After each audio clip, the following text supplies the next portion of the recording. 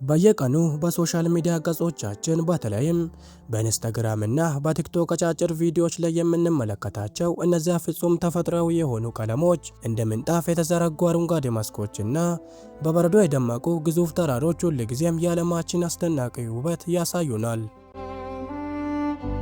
ብዙዎቻችን እነዚህ ምስሎች ስናይ ይህ በእውነት በምድር ላይ ያለ ቦታ ነው ወይስ በኮምፒውተር የተሰራ ስዕል ብለን እንድንጠይቅ ያደርገናል። ይሁን እንጂ እነዚህ ቦታዎች ዝም ብለው የቪዲዮ ማሳያ ሳይሆኑ ሰዎች በከፍተኛ ምቾት በፍቅር እና በሰላም የሚኖሩባቸው እውነተኛ ምድራዊ ገነቶች ናቸው። ዛሬ ይዘናችሁ የምንጓዘው ከተለመዱ የቱሪስት መስህቦች ባሻገር ተፈጥሮና ዘመናዊ ስልጣኔ ፍጹም ተስማምተው ወደሚኖሩበት የሰዎች ኑሮና የቤት እንስሳት እንክብካቤ ወደር ወደሌለው ታላቅ ምድር ነው። በዛሬው ልዩ ጉዟችን ሻንጣዎቻችንን በጋራ በመያዝ ሕይወት እጅግ ረጋ ብላ ከምትፈስበት የገጠር ሕይወት በመነሳት እጅግ እስከ ዘመኑት እና ዓለምን እስከሚቆጣጠሩት ታላላቅ የከተማ ስልጣኔዎች ድረስ ያለውን እውነት በጥልቀት እንመለከታለን።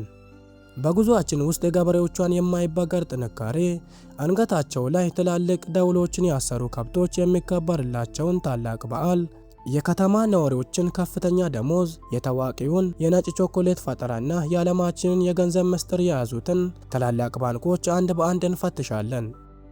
ወደዚህ አስደናቂ ጉዞ በቀጥታ ከመሻገራችን በፊት ግን ለቻናላችን አዲስ የሆናችሁ ተመልካቾቻችን ቻናሉን ሰብስክራይብ በማድረግ የቤተሰቦቻችን አባል እንድትሆኑ እየጋበዝን ወደ መጀመሪያው የጉዞአችን ክፍል እንሄዳለን። በአውሮፓ እምብርት ላይ የምትገኘው ይቺ እጅግ ውብ እና ድንቅ ሀገር ስዊዘርላንድ ናት።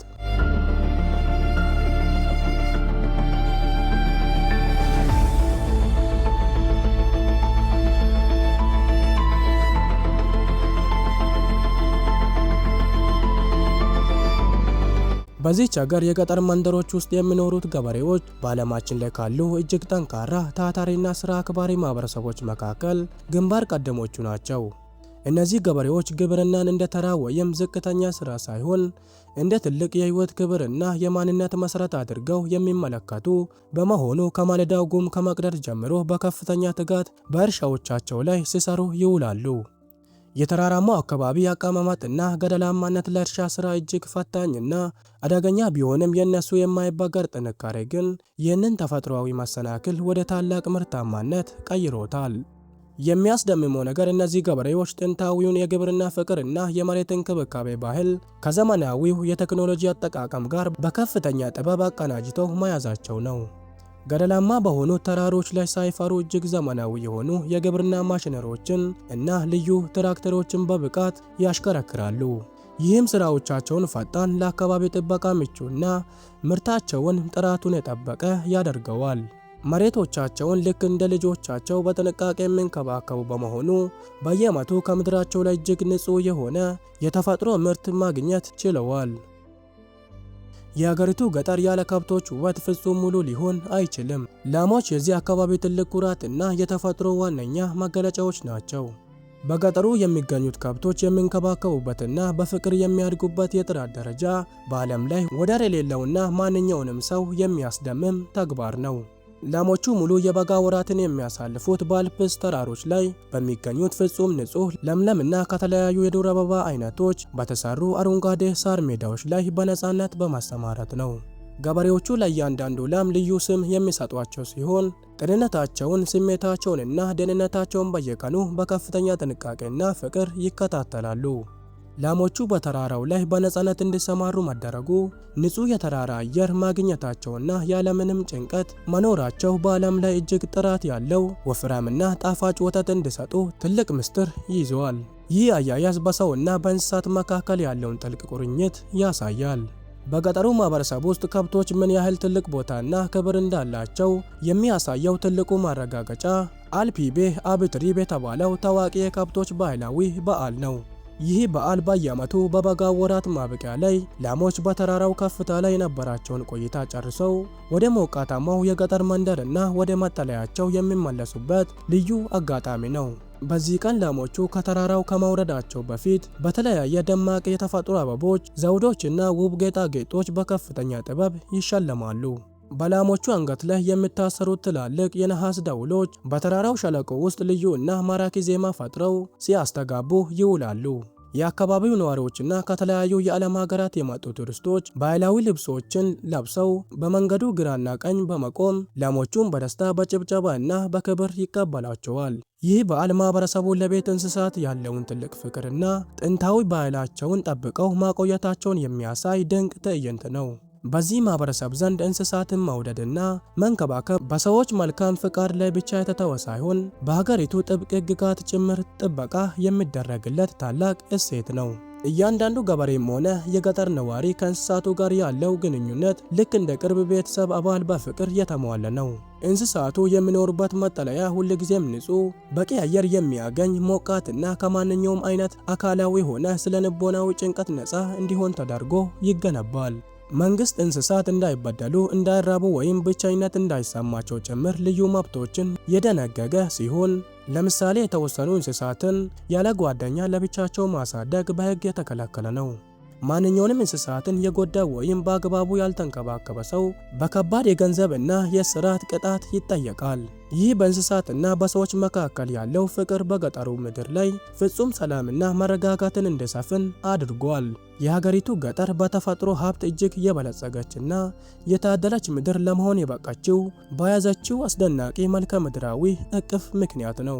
በተራሮቿ ላይ የሚገኙት ግዙፍ የበረዶ ክምሮች በበጋ ወራት ቀስ እያሉ በመቅለጥ በየሸለቆ አስደናቂና ንጹህ የሆኑ ፏፏቴዎችንና ወንዞችን ይፈጥራሉ። እነዚህ ወንዞችና ሐይቆች ልክ እንደ መስታወት ንጽህናቸው የጠራ በመሆኑ በውስጣቸው የሚገኙትን አሳዎችንና የተፈጥሮ ድንጋዮችን በግልጽ መመልከት ይቻላል። ከውሃ ሀብቱ በተጨማሪ ገጠሩ መንደር ጥቅጥቅ ባሉ ጥንታዊ አረንጓዴ ደኖችና በተፈጥሮ በበቀሉ ውብ የዱር አበቦች የተሸፈነ ነው።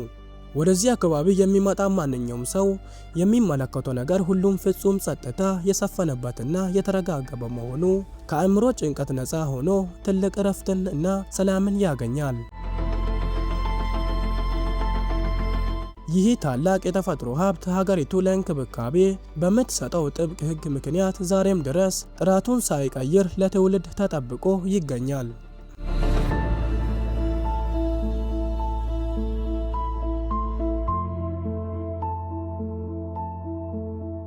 የገጠር አካባቢዎችን ውበት ይበልጥ ማራኪና ልዩ የሚያደርገው በተፈጥሮ መሃል ተስማምቶ የተገነቡት ጥንታዊና ውብ የሥነ ሕንፃ ጥበቦች ናቸው።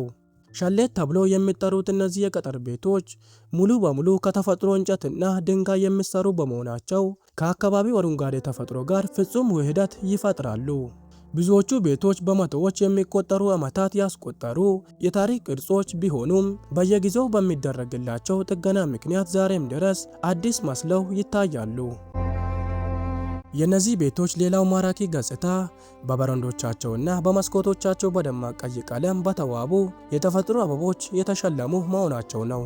ገበሬዎቹ ቤቶቻቸውን ማስዋብ እንደ ትልቅ ባህል የሚመለከቱ በመሆኑ በየመንገዱ የሚታዩት እያንዳንዱ መኖሪያ ቤት ልክ በኤግዚቢሽን ላይ የቀረበ ድንቅ ስፍራ ይመስላል። እነዚህ ቤቶች በክረምት ወራት በረዶን ተቋቁመው ሙቀትን የሚሰጡ፣ በበጋ ወራት ደግሞ ፍጹም ቅዝቃዜን የሚሰጡ አስደናቂ የምህንድስና ውጤቶች ናቸው።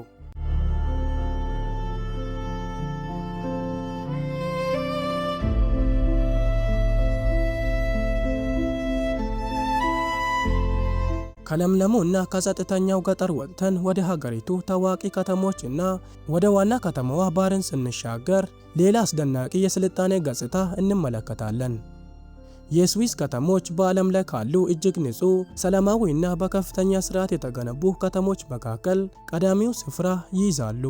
ጥንታዊ ታሪክና ዘመናዊ ስልጣኔ በአንድ ላይ ተዋህደው የሚታዩባቸው እነዚህ ከተሞች ለነዋሪዎቻቸውም ሆነ ለሚመጡ ቱሪስቶች እጅግ አስተማማኝና ምቹ የሆነ የኑሮ ጥራትን ያቀርባሉ።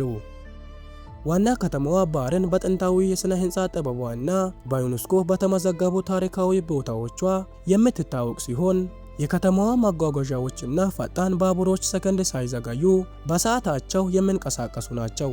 የከተማው ኑሮ ፈጣንና ዘመናዊ ቢሆንም ነዋሪዎቹ ግን ሕግን በማክበር ንጽህናን በመጠበቅና እርስ በርስ በመረዳዳት በከፍተኛ ሰላምና በመረጋጋት ሕይወታቸውን ይመራሉ። ሕዝብ የበዛበት ጫጫታ በከተማው ውስጥ በፍጹም አይታይም። ሀገሪቱ በዓለም ላይ ካሉ እጅግ ባለጸጋ እና በኢኮኖሚ በበለጸጉ ሀገራት አንዷ መሆኗን ካሳዩት ምስጢሮች መካከል የዜጎቿ የኑሮ ደረጃና የደሞዝ መጠን እጅግ ከፍተኛ መሆኑ ነው። በአገሪቱ ውስጥ ዝቅተኛ ወይም ተራ ተብሎ የሚታሰበው ስራ እንኳን ለአንድ ሰው የተሟላ ንጹህ እና የተንደላደለ ህይወት መምራት የሚያስችል እጅግ በቂ ክፍያና ጥቅማ ጥቅም አለው። ነዋሪዎቹም የሚከፈላቸው ከፍተኛ ክፍያ ጥራቱን የጠበቀ የህክምና፣ የትምህርትና የደህንነት አገልግሎት በነፃነት እንዲያገኟቸው ትልቅ ዕድል ፈጥሯል። የስዊስ ሰዎች የሥራ ባህልና የገንዘብ አያያዝ ጥበባቸው እጅግ የዳበረ በመሆኑ ያገኙትን ሀብት ለወደፊት ህይወታቸውና ለቤተሰቦቻቸው በጥንቃቄ ያስቀምጣሉ። ይህ ታላቅ የኢኮኖሚ አቅም እያንዳንዱ ዜጋ በራሱ እንዲተማመን፣ የህይወት ዋስትና እንዲኖረውና የተረጋጋ የከተማ ህይወትን እንዲመራ ትልቅ መሰረት ሆኗል። ስለ ስዊስ ከተሞች እና ብልጽግና ሲወራ በዓለም ላይ እጅግ ታዋቂና አስተማማኝ የሆኑት የስዊስ ባንኮች ሳይነሱ ሊታለፍ በፍጹም አይችሉም።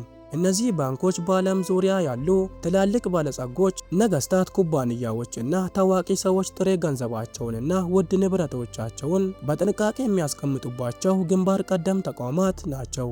የባንኮቹ ትልቅ ስኬት ለደንበኞቻቸው የሚሰጡት ፍጹም የሆነ የታማኝነትና ጥብቅ የደህንነት ስርዓት ነው። በታሪካዊ ሕጋቸው መሰረት የደንበኞችን ማንነት፣ የሂሳብ ቁጥርና የገንዘብ መጠን ለማንኛውም ሶስተኛ ወገን ወይም የውጭ አካል አሳልፎ አለመስጠት ጥብቅና የማይታጠፍ ግዴታቸው በመሆኑ በዓለም ላይ ትልቁ እምነት የሚጣልበት የገንዘብ ማዕከል ሆኗል። ይህ ጠንካራ የባንክ ስርዓት ለአገሪቱ የኢኮኖሚ የበላይነትና ለከተሞቿ ብልጽግና ትልቁንና የማይነቃነቀውን መሰረት ጥሏል።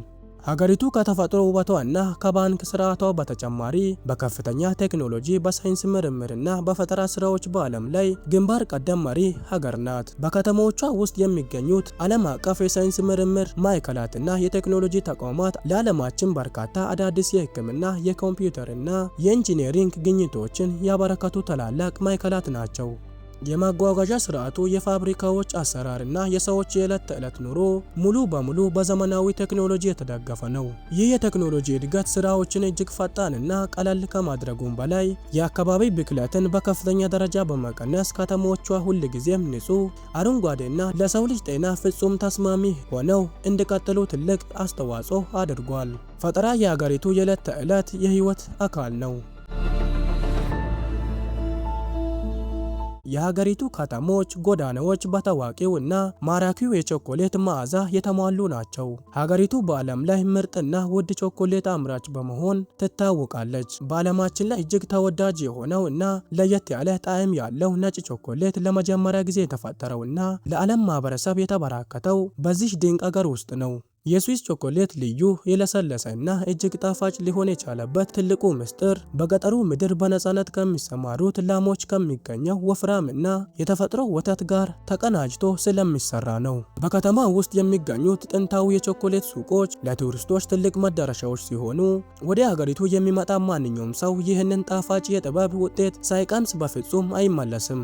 ቾኮሌት የሀገሪቱ የኩራት መገለጫ ቅርጻቸው ነው።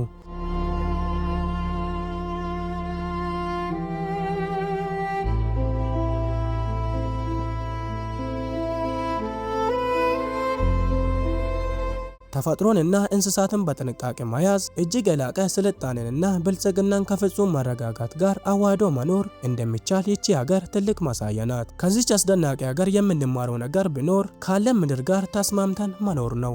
የዛሬው የስዊዘርላንድ ጉዞአችን ይህንን ይመስላል። በቀጣይ በሌላ ውብ ሀገር እና እጅግ አስደናቂ ስፍራ እስከምንገናኝ ድረስ ቻናላችንን ሰብስክራይብ በማድረግ ቤተሰብ ይሁኑ። መልካም ጊዜ።